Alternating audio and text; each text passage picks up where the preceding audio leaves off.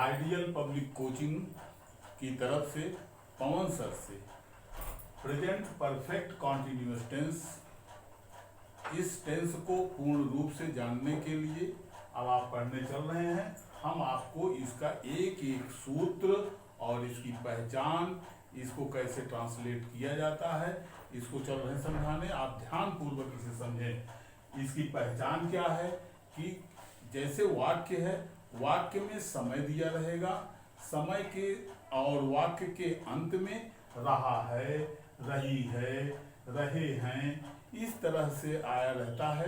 क्योंकि continuous process है, perfect में समय फिक्स कर दिया जाता है, कॉन्टिन्यूअस में रहा है, रही है, रहे हैं आदि दिया रहता है। इससे हम ये पहचान लेते हैं कि यह टेंस जो है प्रेजेंट परफेक्ट कॉन्टिन्यूअस टेंस का ये वाक्य है। और इसके अफर्मेटिव सेंटेंस में इसका ये रूल लिखा हुआ है, आप चाहेंगे तो लिख लीजिएगा।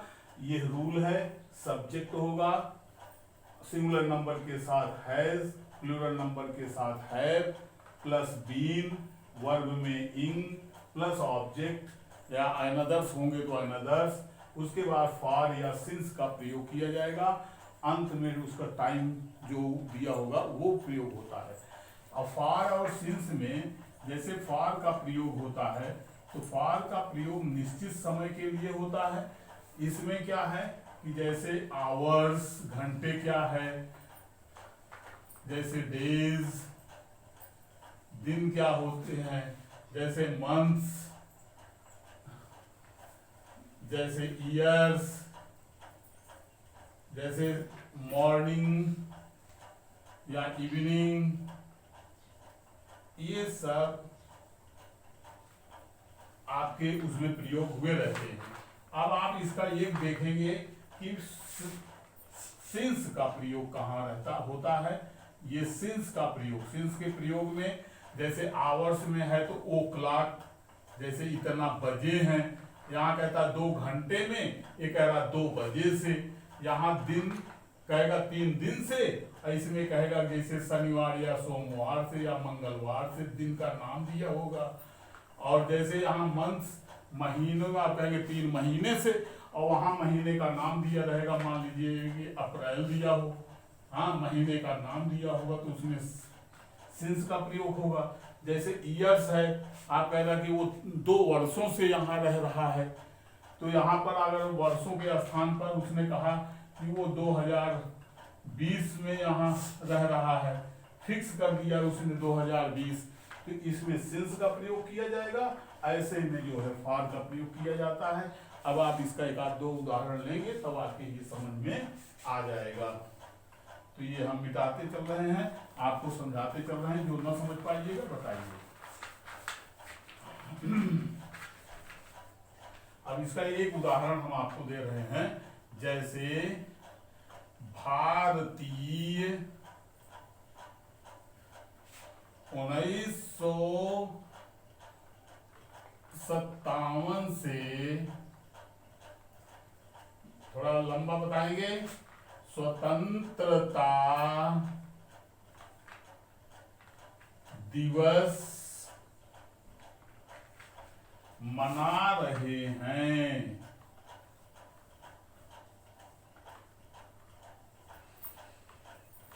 भारतीय 1957 से स्वतंत्रता दिवस मना रहे हैं। तो कौन मना रहे हैं? भारतीय। तो भारतीय की अंग्रेजी क्या होगी? इंडियंस। इंडियंस। और ये प्लूरल नंबर में है तो हैव का प्रयोग होगा, हैव बीन। मना रहे हैं, सेलिब्रेटिंग, CELEBRATING, सेलिब्रेटिंग। क्या मना रहे हैं? स्वतंत्रता दिवस, इंडिपेंडेंस डे, इंडिपेंडेंस डे। और यहां चूंकि ये टाइम फिक्स कर दिया गया है, यहां प्रयोग होगा सिंस 1957, ये full stop. Indians have been celebrating independence day since 1957। भारतीय 1957 से स्वतंत्रता दिवस मना रहे हैं। इस तरह से इसका ट्रांसलेशन हुआ। एक उदाहरण हम आपको और बताएंगे। वह 5 वर्षों से विज्ञान पढ़ रहा है। वह या ऐसे एक उदाहरण चाहिए ले लीजिए, या और कोई ले लीजिए, लिख लीजिए विद्यार्थी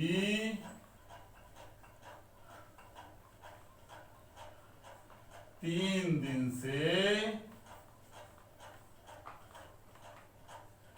विज्ञान पढ़ रहे हैं। विज्ञान पढ़ रहे हैं। कौन पढ़ रहा है? विद्यार्थी। द स्टूडेंट्स, सब्जेक्ट पर, the students have been, have के साथ बीन, पढ़ रहे हैं रीडिंग। क्या पढ़ रहे हैं? साइंस। SCIENCE। कब से? 3 दिन से। दिन तो फिक्स नहीं होता, यहां होगा फॉर 3 डेज। ये तो विद्यार्थी 3 दिन से विज्ञान पढ़ रहे हैं। विद्यार्थी हैं पढ़ रहे विज्ञान 3 दिन से। The students have been reading science for 3 days. इस तरह से ये है। आपने अफर्मेटिव सेंटेंस के बारे में जानकारी ली। अब आपको इसके जो है निगेटिव सेंटेंस के बारे में बताया जा रहा है। आप इसको ध्यान से देखेंगे। निगेटिव सेंटेंस को में जो रूल है वो हम आपको यहाँ बता दे रहे हैं। निगेटिव सेंटेंस के जो रूल हैं वो आपके ब्लैक बोर्ड पर लिखे जा रहे हैं। आप चाहेंगे तो नोट कर लीजिएगा। ये है निगेटिव सेंटेंस। तो इसमें सब्जेक्ट हैज, हैव के तुरंत बाद नॉट, उसके बाद बीन, फिर वर्ब में इंग का प्रयोग होगा, उसके बाद ऑब्जेक्ट फॉर या सिंस और टाइम का प्रयोग किया जाता है। अब इसका एक आदि एग्जाम्पल आप ले लीजिए। इसका एग्जाम्पल एक हम आपको दे रहे हैं कि वह 2 दिन से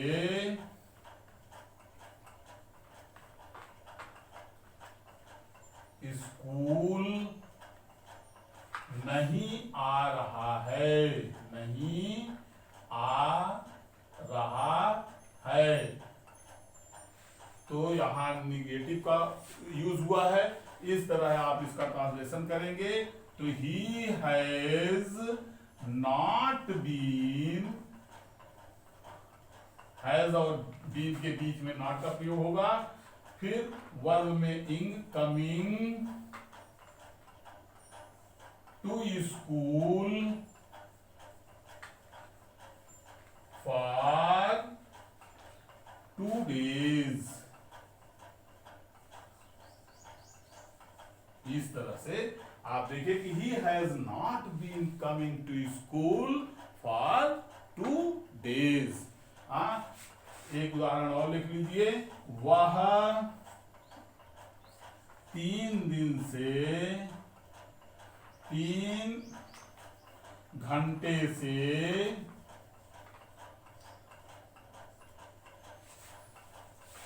अपना कमरा नहीं सजा रही है। सजा रही है। कौन है? वह।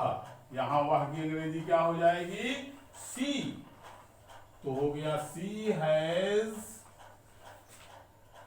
Not been. फिर सजाने की अंग्रेजी क्या होती है? डेकोरेट। यहां क्या हो जाएगा? डेकोरेटिंग अपना कमरा, हर room for 3 hours. She has not been decorating her room for 3 hours. Thank you.